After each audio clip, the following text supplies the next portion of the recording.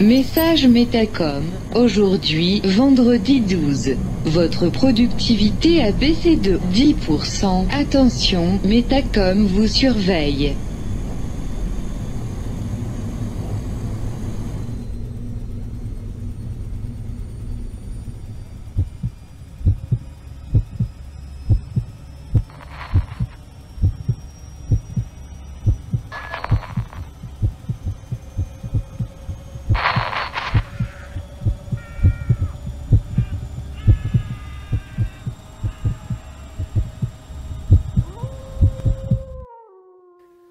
C'est l'histoire d'un mec qui s'est jeté dans la gueule du loup.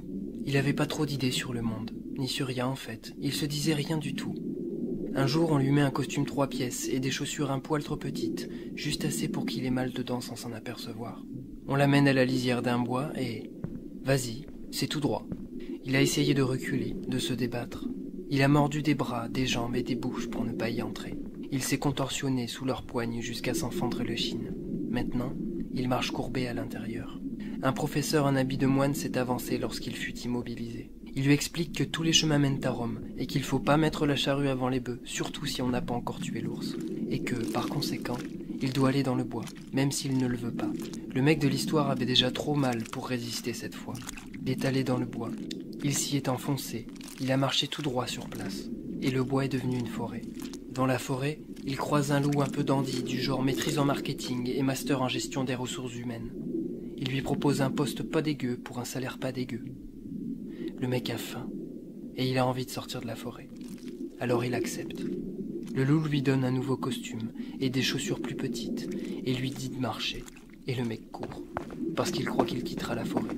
Et la forêt devient une jungle. Autour de lui, plein de mecs et de nanas qui courent tout droit, comme lui. Pendant qu'ils courent tous, ils parlent du loup. Ils lui sont reconnaissants parce qu'ils quitteront bientôt la jungle. Ils cherchent des moyens de le contenter. Ils organisent des réunions, des brainstorming, des rapports de productivité. Ils créent un langage.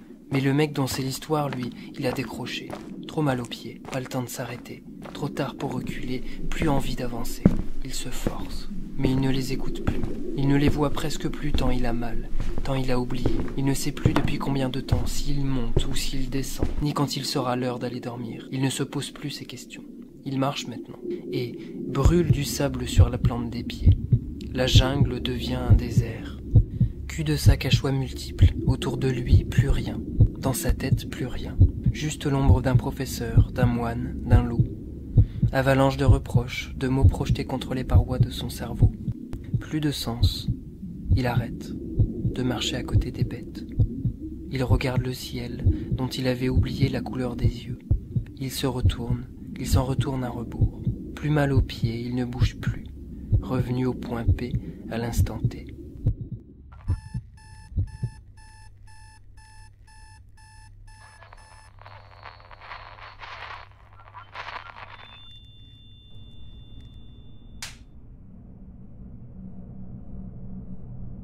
C'est l'histoire d'un mec qui s'est jeté dans la gueule du loup.